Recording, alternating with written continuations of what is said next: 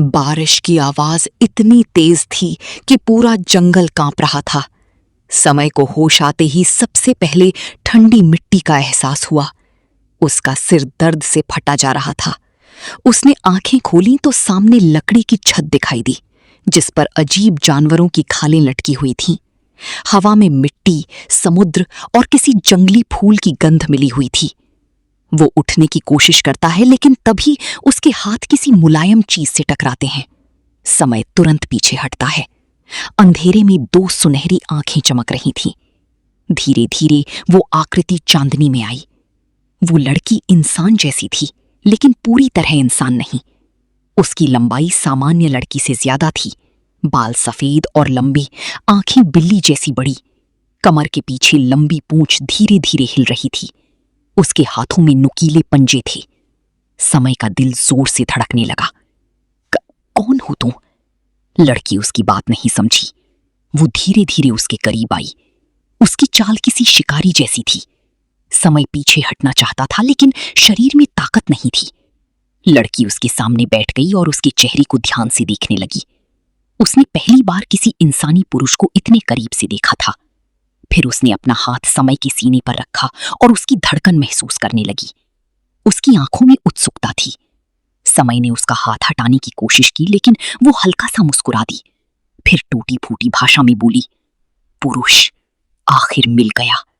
समय की रीढ़ में सिहरन दौड़ गई। मुझे यहां क्यों लाए हो?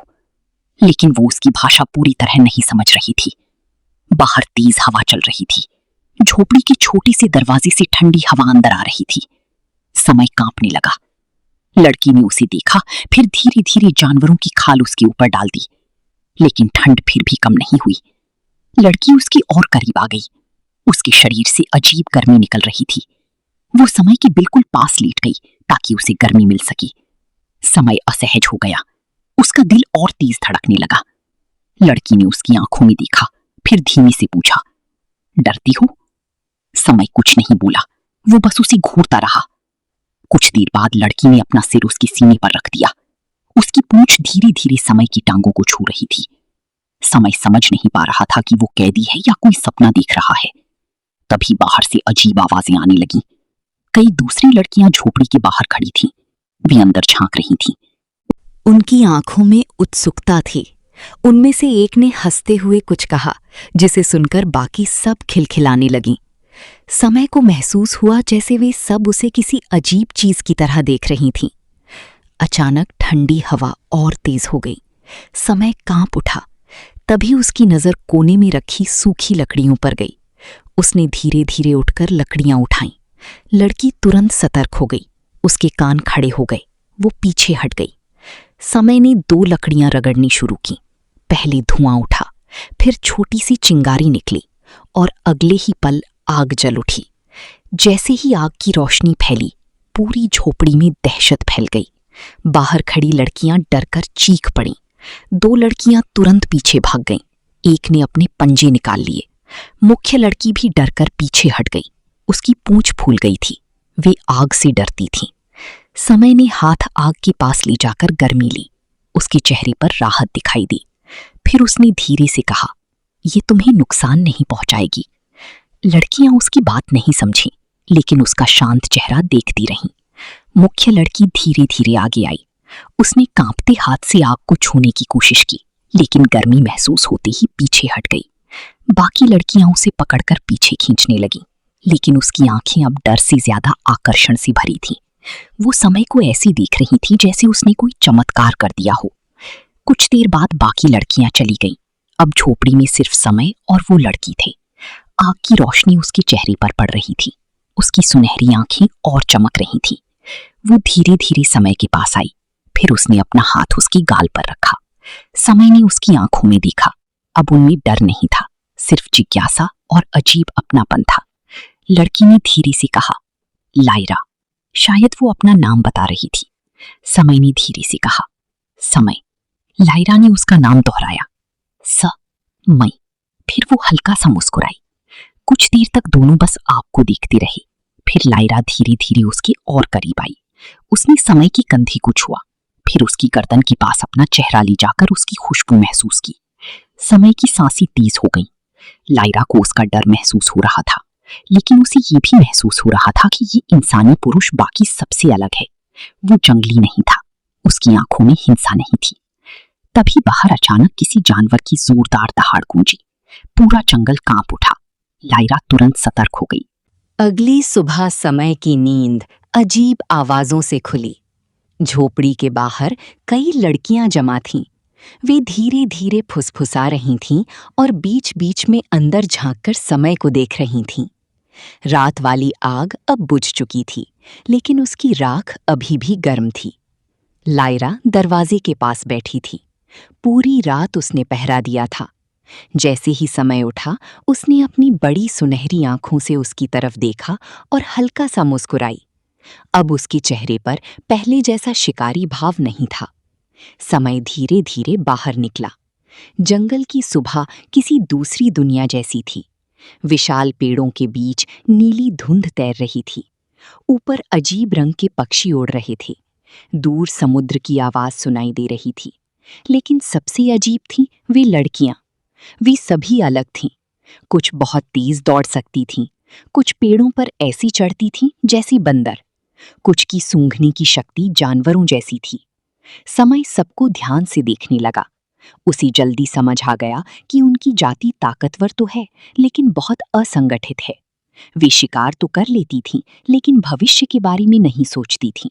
खाना बचाकर नहीं रखती थीं। बरसात में कई बार भूखी रह जाती थीं। आग से डरती थीं। और सबसे बड़ी बात, वे एक दूसरे के साथ योजना बनाकर काम नहीं करती थीं। उसी दिन समय ने पहली बार उन्हें कुछ सिखाने की कोशिश की। वो जंगल के किनारे गया और लंबी बेलों को काटकर जाल जैसा बनाने लगा। लड़कियां दूर खड़ी उसे देखती रहीं। उन्हें समझ नहीं आ रहा था कि वो क्या कर रहा है। कुछ देर बाद समय ने जाल पेड़ों के बीच बांधा और उसके नीचे फल रख दिए। फिर सबको पीछे रहने का इशारा किया। कुछ देर बाद एक छोटा जंगली जानवर वहां आया और जाल में फंस गया।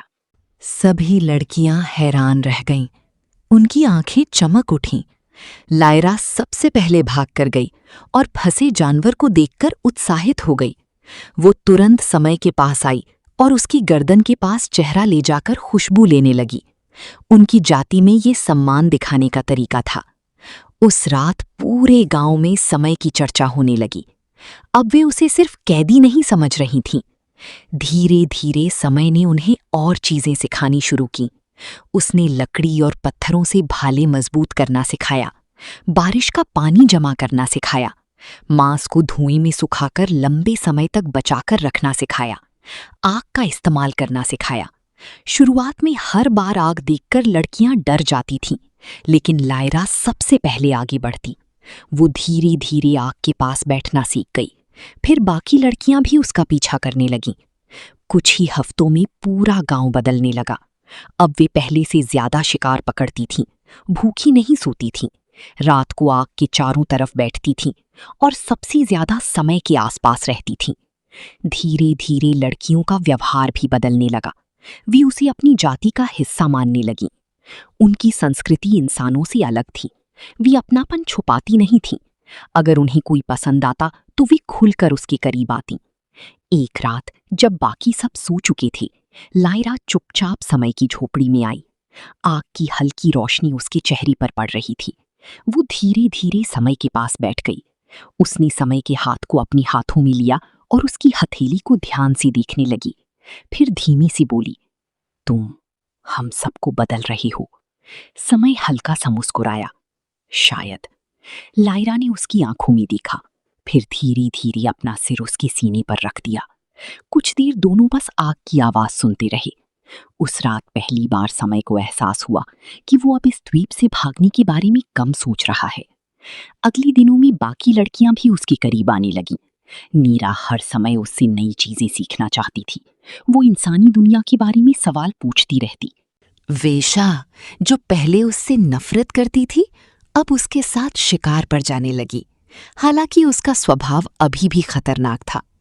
एक दिन समय ने देखा कि पूरा गांव सिर्फ आज का सोचता है।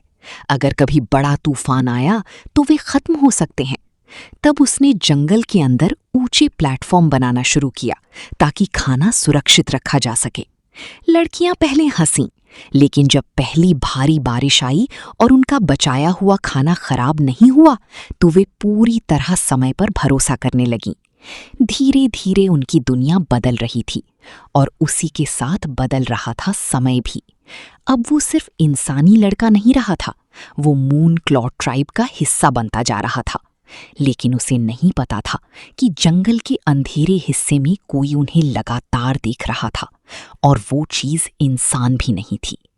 अगले कुछ हफ्तों में पूरा द्वीप बदलने लगा।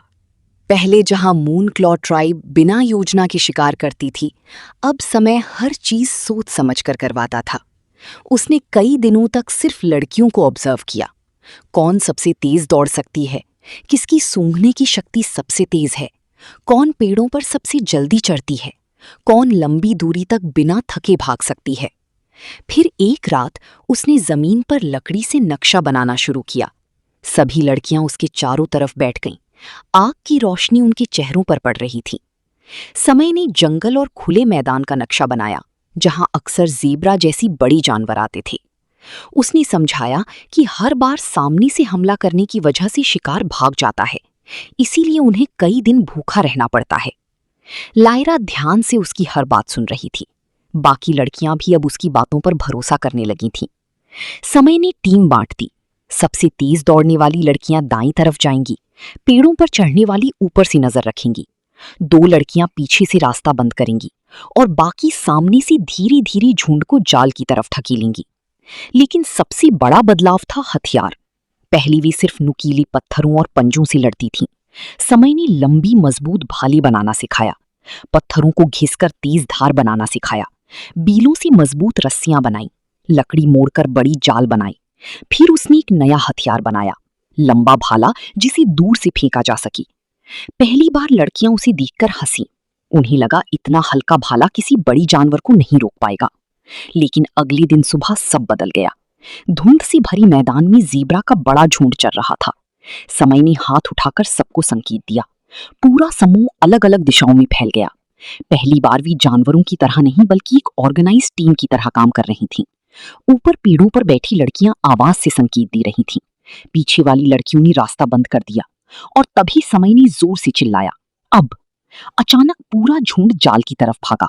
घबराए हुए ज़ेब्रा तेजी से दौड़े, लेकिन सामने छिपी जाल में उलझ गए। उसी पल लायरा और बाकी लड़कियां चारों तरफ से टूट पड़ी। भाली हवा में चमकी। कुछ ही मिनटों में 3 बड़ी ज़ेब्रा जमीन पर गिर चुकी थी। पूरा मैदान उनकी जीत की आवाजों से गूंज उठा। पहली बार उनके पास इतना खाना था कि कई हफ्तों तक भूखा नहीं रहना पड़ेगा। लड़कियां खुशी से समय के चारों तरफ इकट्ठा हो गईं। कुछ उसकी बाहें पकड़ने लगीं, कुछ उसकी खुशबू लेने लगीं। उनकी जाति में ये सम्मान और अपनापन दिखाने का तरीका था। लायरा सबसे आगे आई। उसकी आंखें गर्व से चमक रही थीं।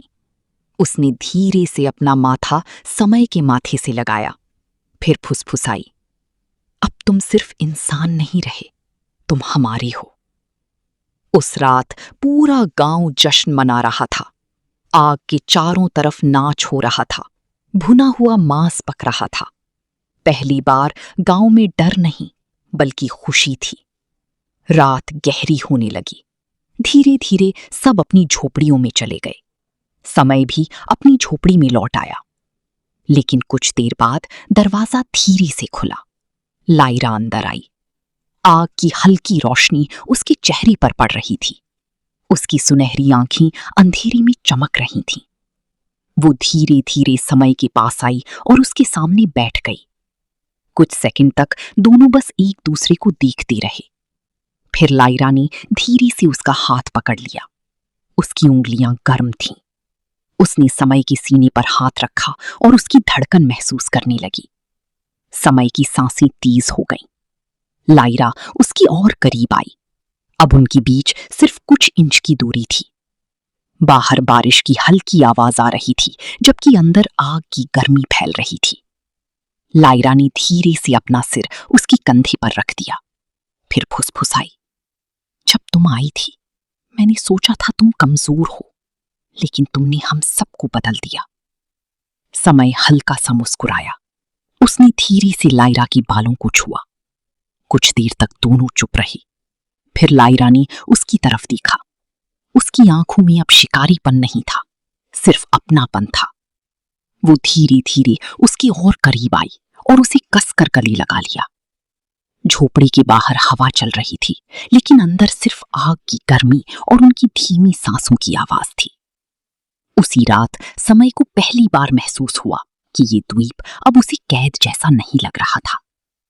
लेकिन उसी समय जंगल के अंधेरे हिस्से में दो लाल आंखें उन्हें देख रही थीं, और वो खतरा पहले से कहीं ज्यादा करीब आ चुका था। उस रात के बाद सब कुछ धीरे धीरे बदलने लगा। अब लायरा दिन भर चाहे बाकी लड़कियों के साथ शिकार पर जाती, पेड़ों पर दौड़ती या गांव के काम करती, लेकिन जैसी ही रात होती उसकी नजर बार बार समय की झोपड़ी की तरफ चली जाती। समय भी ये समझने लगा था। हर रात जब पूरा गांव सो जाता, आग की लपटें धीमी पड़ने लगतीं और जंगल में सिर्फ कीड़ों की आवाजें बजतीं, तब झोपड़ी का दरवाजा धीरे से खुलता और हमेशा की तरह लायरा अंदर आ जाती। पहले वो चुपचाप उसके पास बैठती, आग की गर्मी में अपने हाथ सेंकती, फिर धीरे धीरे समय के करीब खिसक आती। उनकी जाति में शर्म इंसानों जैसी नहीं थी। अगर वे किसी को अपना मान लें तो अपने भाव छुपाती नहीं थीं। एक रात समय लकड़ी तराश कर नए भाले बना रहा था, जब लायरा पीछे से आकर उसके कंधों पर झुक गई। उसके लंबे सफेद बाल समय की गर्दन को छू रहे थे। उसने धीरे से पूछा, तुम हमेशा इतना सोचती क्यों रहते हो? समय हल्का सा हंसा। अगर मैं ना सोचूं तो तुम लोग फिर भूखी रह जाओगी। लायरा मुस्कुराई। फिर उसने धीरे से उसका हाथ पकड़ लिया और अपनी हथेलियों में बंद कर लिया।